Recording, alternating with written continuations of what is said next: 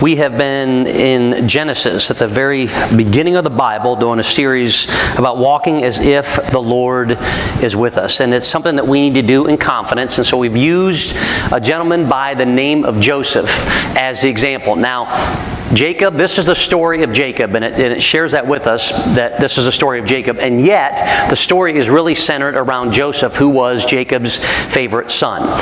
He was not his youngest son, but he had him at an old age when they didn't think they were going to have any more kids. And so here's Joseph at this old age for Jacob having this kid, and somehow he is the central figure of the story about Jacob. And the reason for that is because of what had taken place. So Jacob has Joseph. He's a favorite kid. He gives him this really, really nice fancy coat, and it makes all of his brothers jealous, and so they throw him in a cistern.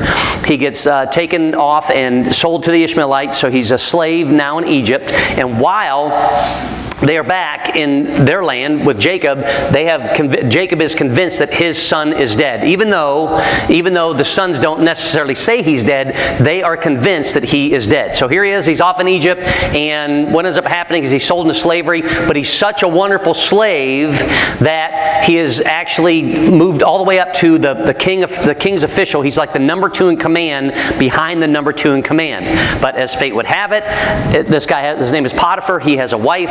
His wife kind of starts getting eyes for him. One thing leads to another, and he ends up in jail. And yet, through all of this time, it says that the Lord was with Jacob. So here's a teenager, not even old enough, or right around old enough to be graduating from high school, and his brothers hate him so much that he goes to a different land where he has no family, he has no Bible, he can't speak the language. He ends up working for this guy, seems like a pretty good job, gets thrown into jail, and this is where we left off this past week, because while he was there, we found out something about him, which we also learned the first week. Joseph had a gift, and his gift was that he could interpret dreams. And so what started him off getting him in trouble is that he shared dreams with his brothers, and when they shared the different dreams with the brothers, they found out that, hey, guess what? We're going to bow down to you. And we don't really like that. And even his dad said to him, hey, you can't be talking like that because, they're your brothers, and I'm going to bow down to you as well, and I don't know if you know who I am and where I'm from, but let's just keep that kind of talk down, Joseph. When he gets into jail, he does the same thing where he goes in to interpret these dreams, and for the cupbearer and then also the baker, he shares these dreams, and one of them is going to live and one of them is going to die, and he shares with them that side of the dream. But before they head off back onto this little festival where they're going to release one of these two back into the general public, he says, don't forget me. Whatever you do, don't forget me. And everyone along the way has seen with Joseph that he is someone that you could tell that God is with him. He acted in such a way that God was with him. He spoke in such a way. His actions proved everything that was around him prospered, and everybody wanted Joseph to be in charge of the things that mattered. We'll get into what that means today. And yet here is the cupbearer, and here was the baker. And when they get out, the one lives and the one dies. And the one that lives, you think that he would stop long enough to say, oh my goodness, there was this guy, and he interpreted this dream. And Pharaoh, you got to let him out because there's some amazing things that he can do. But he didn't do that. When he saw that the other one had died, he forgot about Joseph. Because he was so happy to be alive, he only cared about himself. And so if you're Joseph, you're sitting in prison, and you would think that at this point, he would be sitting there going, come on, God, why me? Come on, God, what have I done wrong? Hey, God, are you asleep at the wheel? Are you paying attention to what is going on down here? Because, things aren't really working out like I thought they were going to work out. I got done with high school, and I should be moving on to college or moving on to a trade or moving to the military. And for whatever reason, that's not happening because I'm in jail. God, I thought things were going to go really well, and I screwed up everything I ran up credit card debt, I ran up all these cards, that kind of stuff. I want to give to you. I want to give according to what your word teaches me. I want to give as you would give because you gave everything, and I can't because I'm constantly buying this and spending on this and materialistic and all those other kind of things. Come on, God, I'm married, and everything seemed like it was perfect, but all of a sudden she left or he left, and I'm kind of left holding the bag. And now I'm paying all these bills and covering all these things that are going on, and my kids ignore me. They aren't even around. I don't even know what's going on with them. I haven't seen them. I haven't talked to them. My ex-spouse is nowhere to be seen. He or she doesn't even want to pay any attention to me. God, what's going on? Are you paying attention? Because through this whole time, I'm continuing to walk with you.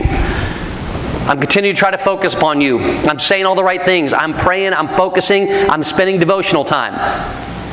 And yet, moment after moment, all I can see is negative in my life. I see how people treat other people, and I don't treat them that way. I see how people talk and the things that come up from the side of it, and I don't do those things. I try to walk every single day as if you are with me, and yet, you know what? I'm getting a little bit tired.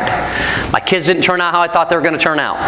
My grandkids are already down a path that they shouldn't be heading down, and I can see it, but I am staying strong in your eyes. But I'm really not gaining anything from it. And so it's because of moments like these that we get stuck in, okay, God, what is it you're going to do for me? And why is it you aren't doing it for me? Because I'm setting this great example and I'm being this light. And you would think Joseph at this point, who's in prison once again, and everyone has forgotten about him, you would think at this point that he would be ready to give up. That it was the last thing. He's ready to jump off the cliff. He's ready to, at the end of the rope, where he's just going to let go. And yet we're going to find out with Joseph, just as it's been said throughout each chapter, the Lord is with him. The Lord is with him. Raising kids, the Lord would be with him. In a difficult relationship, the Lord is going to be with him. In poor choices of the finances, the Lord is with him. He acted in such a way that he knew that God was with him. And not only did he know, but all the people around him knew as well that the Lord was with him. Now, this past week, I just found something out that I'd never learned before about myself. And I wanted to share this with you because I want you to understand that I can relate to where Joseph is right now. I'm driving down the road with my son, Nathan, and a friend of mine is from Texas. His son is playing football up here for the College of Worcester. And so they're going through everything. They'd spent the money to fly and all that kind of stuff. And then he sent me a message that said, John, is there any way that you can pick my wife up and take her to the airport? And I'm like, yeah, that's not a problem. I can do that for you. So Nathan, who I had to wake up before 9 a.m., which is amazing for any teenager nowadays, especially between high school and college, I told him, you got to drive with me. We're going to go and pick up my friend's wife, and we're going to take her to the airport and drop her off. So we're driving, and then after we drop her off, I called him up and I said, hey, Doug, I said, just want to let you know that we dropped your wife off. And so he starts talking to Nathan about the things that are important. He's like, you know, it'd be easy to go to college and because everyone else is drinking or everyone else is smoking or everyone else is vaping or everyone else is doing whatever drug that they're doing, to do the same stuff. But he goes, but I got to tell you, I'm barely alive now at 51. But I would be so much better off if I would have just been strong enough to not do those things. If I had just chosen a better path. If I had put the right things into my body so that I would have stayed healthier. And he's had 2 or 3 heart attacks now, and he should have been dead a while ago. But he's not. And he said, the amazing thing is with my kids, they're not doing that. He goes, I told them, I know you're going to mess up at times, but come and talk to me about it. I mean, they have a good relationship to be talked about. He goes, but they're not smoking, they're not drinking, they're not doing those things. He goes, now, do I think they're going to be perfect? No. He said, but they have chosen to live God's way, even as a teenager.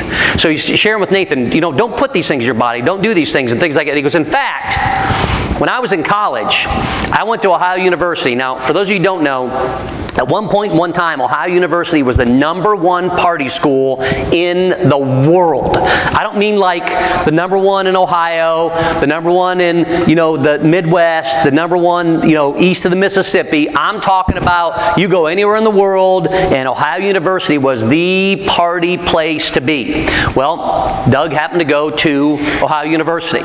And halfway through his first semester, he realized something. He could not get into the bars. And it was a struggle for him because everyone else was out partying. And so he had the opportunity to do the right thing, but he wanted to be out with everyone else, and he wanted to be partying. Now, you're going to find out something negative about me, so maybe I shouldn't tell you. Does anyone know something negative about me, or just you want me to move on? Who wants to know the bad stuff? My kids. My kids are like, yeah, I don't know. What's that bad stuff you did? Everyone's like, no. All right. So remember, it's, you know, all right. So God's here. I'm just a person just like you guys are. Okay. So we're driving down the road, and Doug said, I don't know if you know this story. He said, but he's like, I got into college bars. He's telling this to Nathan because of your dad. And the reason for that was there was one time where you were able to drink at the age of 18, and they changed it to 21, which is one of the best things that they could have ever done, because at 18, you're not really ready to drink.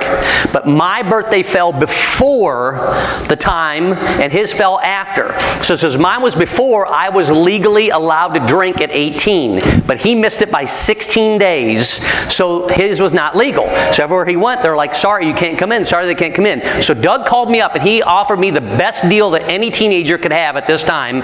At least I was thinking, because I was 18. He said, dude, when we are home over Thanksgiving break, I'm going to buy you a pizza.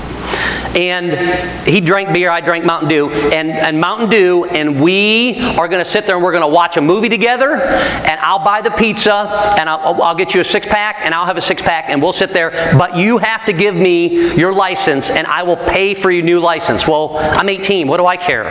What do I care if I have a new license or old license? To me, it's not a big deal. He goes like, because I have to get into these places because I'm missing out on all kinds of stuff. Okay. So I go back, have the pizza, I give him the ID. He goes and buys my new ID. Pizza was fantastic. Movie was really weird. Mountain Dew was flowing. I was really, really happy all the way around. I didn't think anything about it. And then he tells this to Nathan. He's like, the only bad thing about it was, the only negative was that I got in trouble one night. And when I got in trouble and I got arrested, he goes, they took my ID. But when they took my ID, it wasn't my ID. It was your dad's ID. And so when I went in, I not only got arrested, but I had to sign everything with his name. And I had learned everything about it. So they asked me, what's your sign? He goes, I didn't know what a sign was at the time. So I had to learn that I was an Aries, and I had to learn all these other kind of things. Now on it right there, it said 6'1", 100 and, I think at the time I was probably 155 pounds. So 6'1", 155 pounds. He's 6'1", 240. And yet nobody ever questioned that. They're like, dude, you put on, well, I put the freshman 15 on 6 times, and you know, it happens, right? So he goes to the police station, gives them my ID, they go through the whole thing, and he had to go through all this classwork stuff or whatever to get himself free so that he could go back to the bars. But the problem was, it was on his record for 7 years, but it wasn't on his record. It was on mine. And I just found this out. And so he's telling my son who's 18, he goes, yeah, so your dad has a record. And I'm like, why are you telling him this now? Wait a second. Why are you telling me this now? So like, you know, I know that everywhere I go now, you know, Nathan's going to be like, this is my dad. He's a pastor, and he's got a record. Wherever we go. Look, I did nothing wrong, right?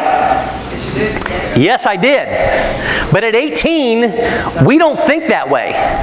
We don't think that one drink's going to hurt. We don't think that one smoke's going to hurt. We don't think that one, whatever the newest, latest, greatest thing that kids are putting in, that are it's not that big of a deal. It's just one hit on a joint. It's just one, you know, I just tried it one time. I just had, you know, one hard shot. I just had, you know, one bottle of whatever it might be. We don't think it's a big deal. But then we start seeing how it starts to catch up with us, and sometimes it catches up with us when we don't even realize it.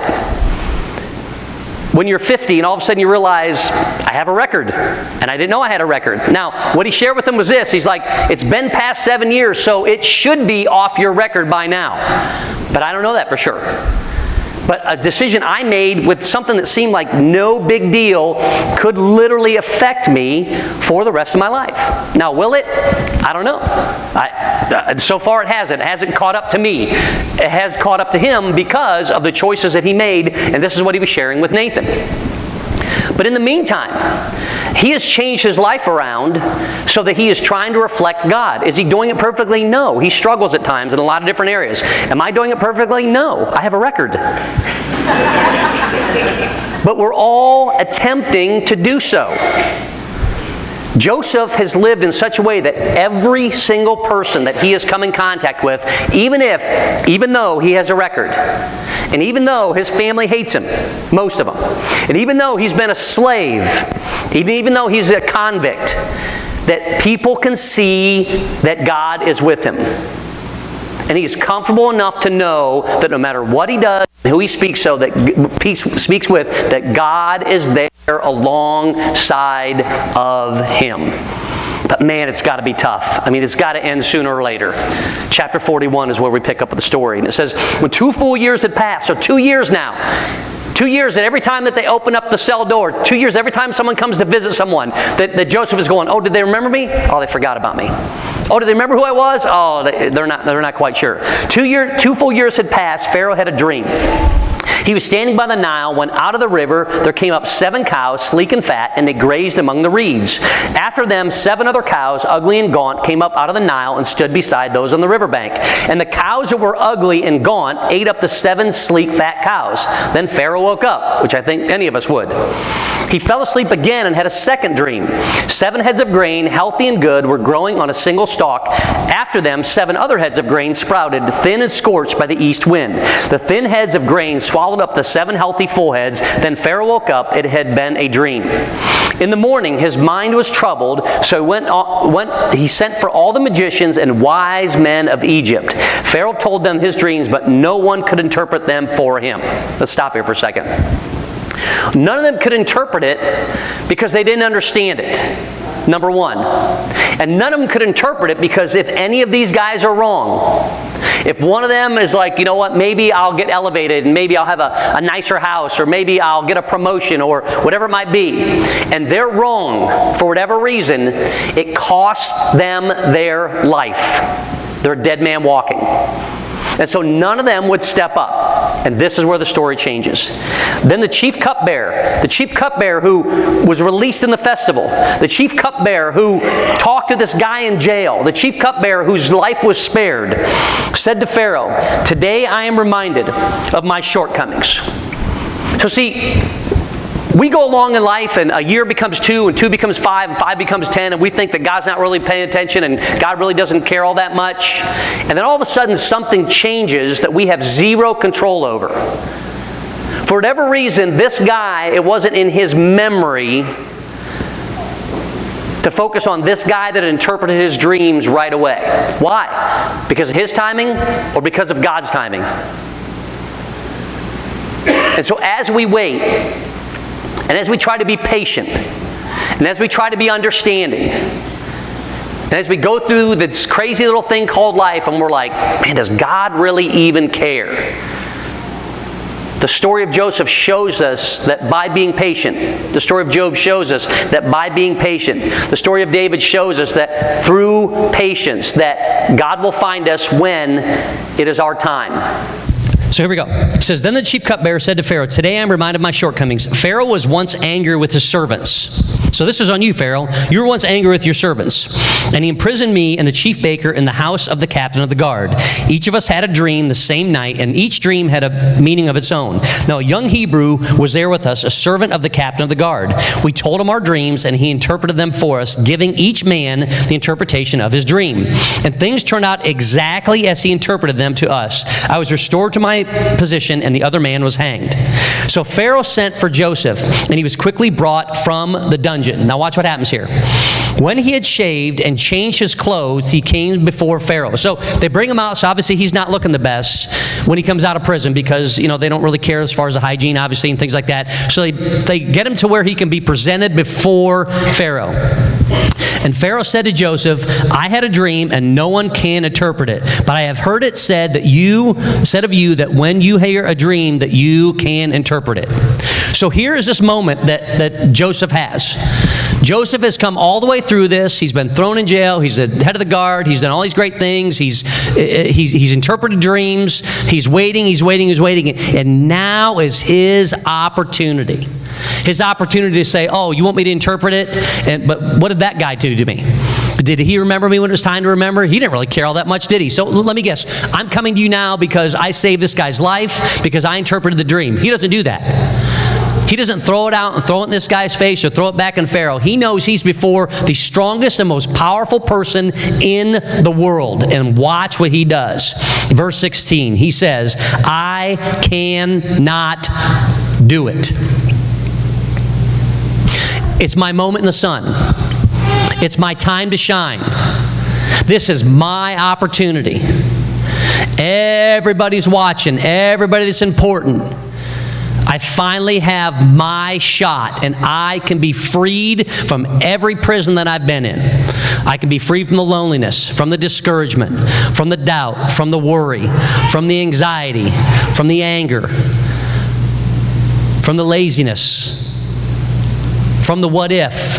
I can be free completely from that prison. But Joseph says, I cannot do it.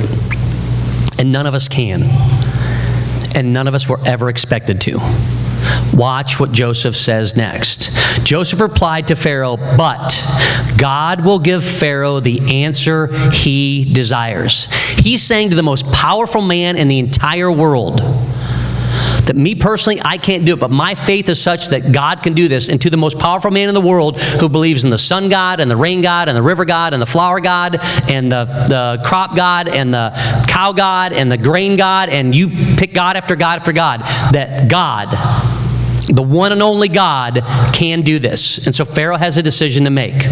Because right now, at this point, he can have this guy killed. You just put your God above all my gods, and that's a no-no. I don't care about my dream. Everyone's watching. Let's get rid of this guy. But he doesn't. He says, then Pharaoh said to Joseph, so then is the next thing that happens. In my dream, I was standing on the bank of the Nile. So he doesn't even acknowledge it. He doesn't acknowledge all these other guys or anything about it. He says to Joseph right now, I'm just going to go ahead and share this dream with you. I was standing on the bank of the Nile when out of the river there came up 7 cows, fat and sleek, and they grazed among the reeds. After them 7 other cows came up, scrawny and very ugly and lean. I had never seen such ugly cows in all of the land of Egypt. The lean, ugly cows ate up the 7 fat cows that came up first. But even after they ate them, no one could tell that they had done so. They looked just as ugly as before. Then I woke up.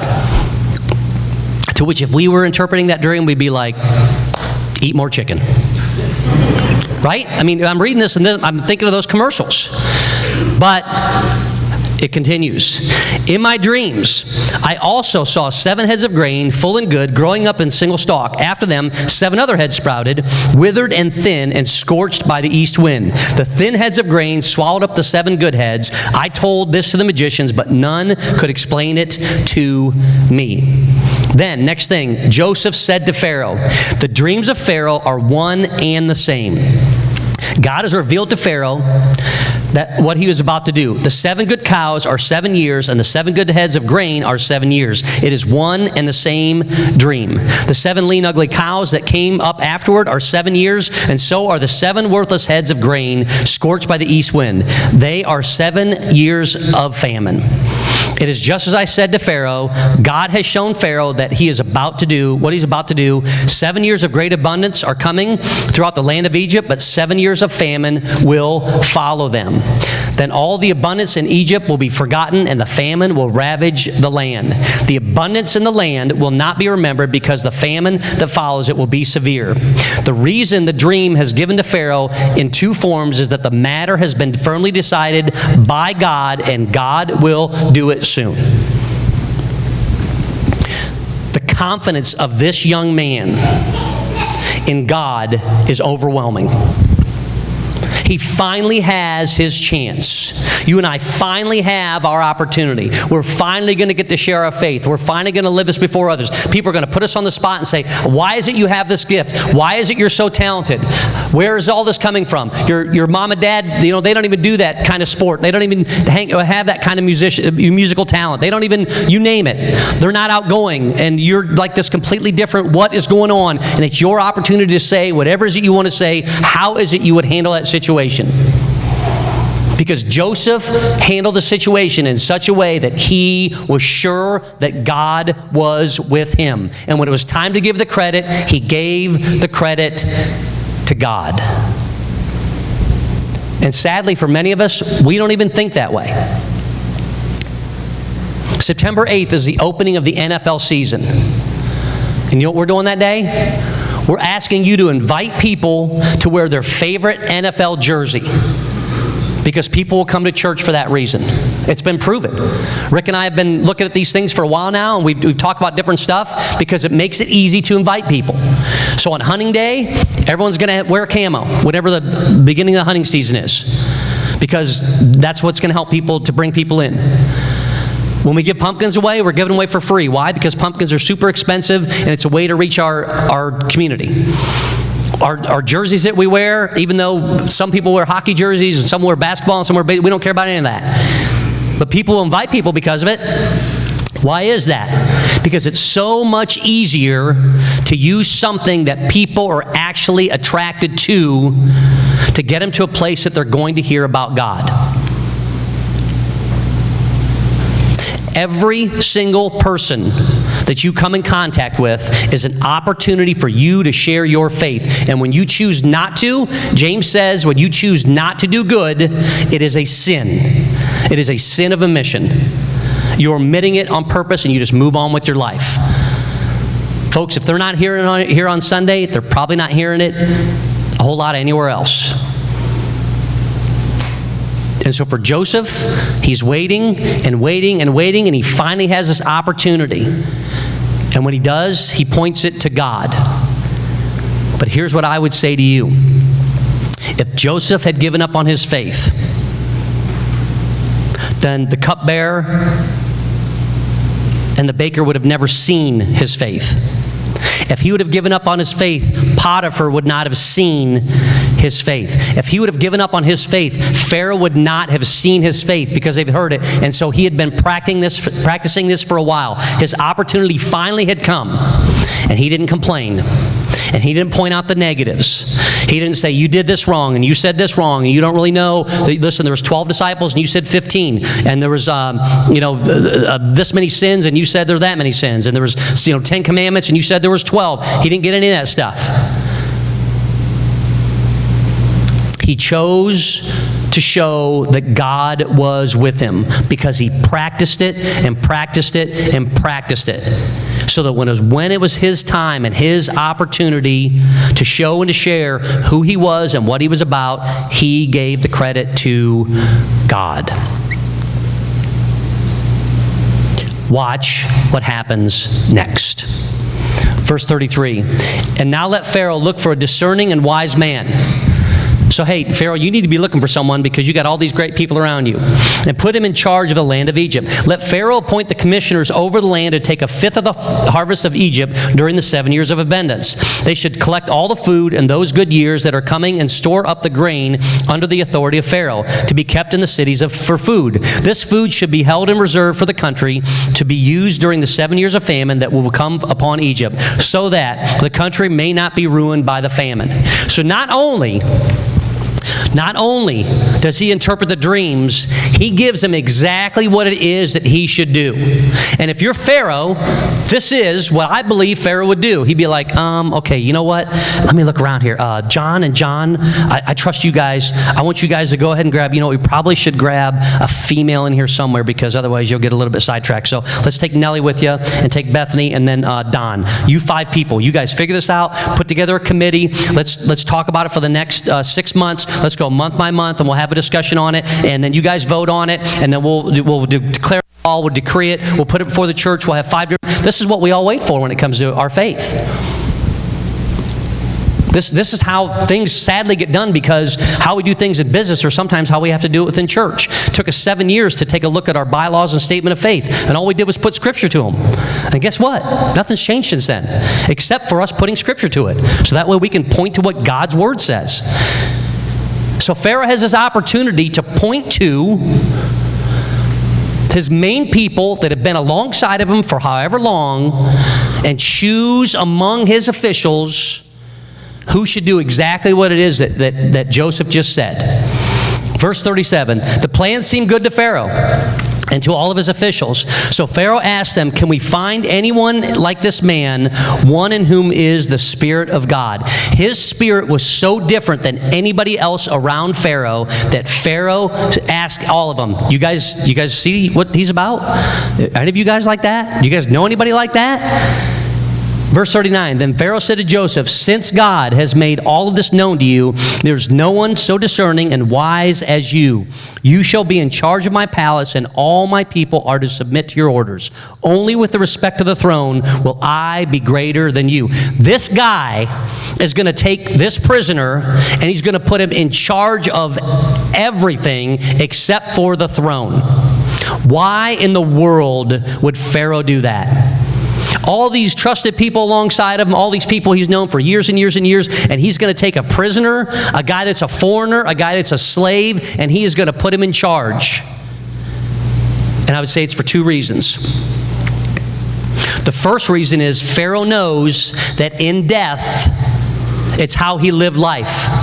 So if all the Egyptians die while he is in charge, that's how he is going to be remembered. But since he knows the storm is coming, he wants someone alongside of him that is going to help weather that storm, because when they get through this great famine, everybody will remember who Pharaoh was in life and in death. And they believed in death that you lived better based on how many people you took care of in your life. Pharaoh understood eternity. And his faith in this young man, based on all the gods that he's ever had, was focused upon eternity. And Joseph, who lived before God, because of God, and through God, also understood eternity. There was something different about him and his faith, but most of all, how he lived it. Then Pharaoh said to Joseph, since God has done this, he said, he says, only with respect to you, the throne will I be greater than you. Verse 41. So Pharaoh said to Joseph, I hereby put you in charge of the whole land of Egypt. Then Pharaoh took his signet ring from his finger and put it on Joseph's finger. He dressed him in robes of fine linen and put a gold chain around his neck. He had him ride on a chariot as a second in command.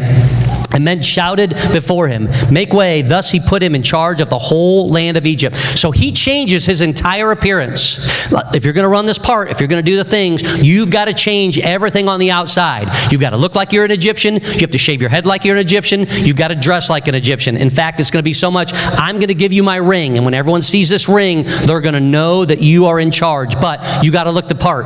But here's the thing, don't change anything on the inside. For the guy that's going in the inner city, you don't go in a three-piece suit. For the guy that's going to a basketball court in some mission field, Bahamas, wherever it might be, you don't go on to a basketball court dressed in dress shoes and dress slacks.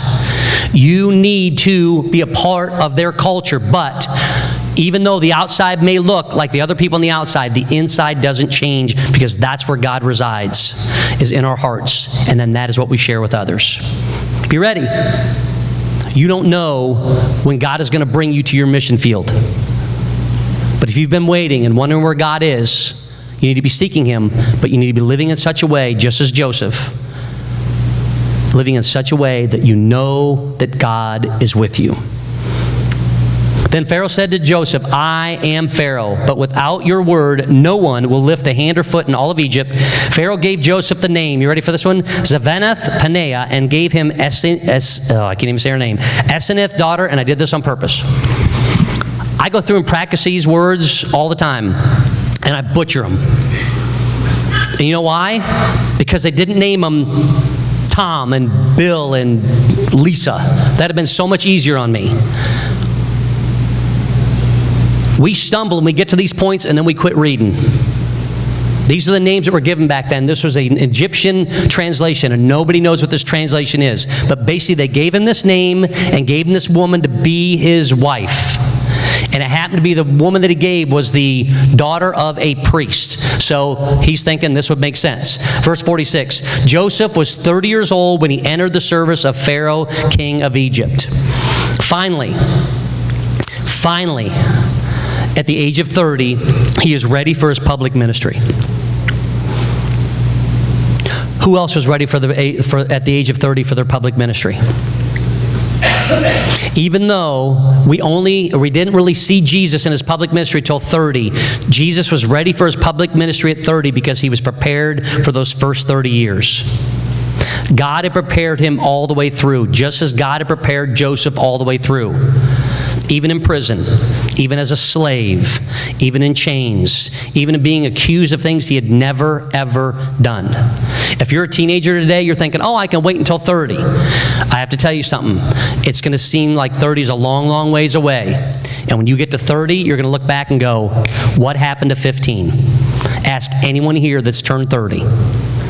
Ask anyone here that's turned 40 or 50 or 60 or 70. It goes like that. We're not called to wait. We're called to live in such a way that the Lord is with us. The story continues, goes through the whole thing and talks about for the different famines and everything that's going on. And then I'm going to jump to verse 56. Verse 53. The 7 years of abundance in Egypt came to an end, and the 7 years of famine began, just as Joseph had said. There was a famine in all the other lands, but in the whole land of Egypt there was food. When all of Egypt began to feel the famine, the people cried to Pharaoh for food. Then Pharaoh told all the Egyptians, "Go to Joseph and do what he tells you." Verse 56. When the famine had spread over the whole country, Joseph opened the storehouses and sold grain to the Egyptians, for the famine was severe throughout Egypt. And all the countries came to Egypt to buy grain from Joseph because the famine was severe in all the world. Now, I know we had a ton of verses today just because we're telling this whole story and going through. I get it. Some of you are like, man, there are a lot of verses today. Why are we going over so many verses? Oh my goodness, are we going to go over another verse?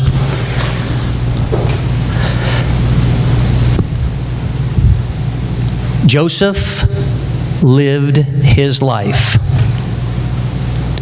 in such a way that God was with him. And when God saved the others, he even saved the Egyptians, who were not the chosen people. So if people come to you and say, what about in the Old Testament when God got rid of this people and God got rid of this people and God did this and God did that? God is a loving God for all people. And for those that will focus upon God and seek God, he will save them. And through the most difficult times, God is there. And through the best times, God is there. Do you and do I, in my walk, in my everyday walk, do I recognize him? And do I live in such a way, and do you live in such a way that when people see you, they can't help but see God? Joseph is 30 years of age. 14 years later, he's now 44 years of age. And he hasn't seen his family in 27 years. And he hasn't spoken in Hebrew to anyone that's in Hebrew, that's a Hebrew, or that's Jewish, whatever you want to call it. That's a chosen person in 27 years. And yet through it all, he has lived in such a way that the Lord is with him. Next week, we're going to be in Philippians chapter 3. The week after, we're going to finish the story in Genesis chapter 42. But we have got to take this challenge seriously. We'll talk about whatever jersey we're wearing. We'll talk about whatever our favorite team is doing. We'll show everyone the video that when Baker shotguns a beer and then points to Lindor, oh my goodness, did you see that? We laugh, but we all do it. When is the last time that we shared with someone, with anyone, those close to us, those seemingly far away, that man, oh man, when this happened, I knew God was with me? Well, how did you know that? Because I prepared every single day to live with him. And I could see him, and I could see him, and I could see him. But finally now, you can see it too. Challenge yourself this week to live in such a way that other people can't help but see God through you, because you may be the only Jesus that they see. If you'd all bow your heads with me, please, and let's say a prayer as Andy and the praise team comes up. God, I thank you so much once again for the example of Joseph. I thank you for his love of others. I thank you for him being so willing to share you with others. God, he finally had his moment, and we all look for that moment. And when it finally came, he didn't take the credit. He gave you the credit instead. Lord, help us to be strong enough to do so. Help others to see you through us. And when they do so, God, help us to be strong enough to give you the credit to be God, because you are. And for us to live our faith in such a way that people can't help but see your reflection through us. We love you, Lord. It's in your name that we pray. Amen.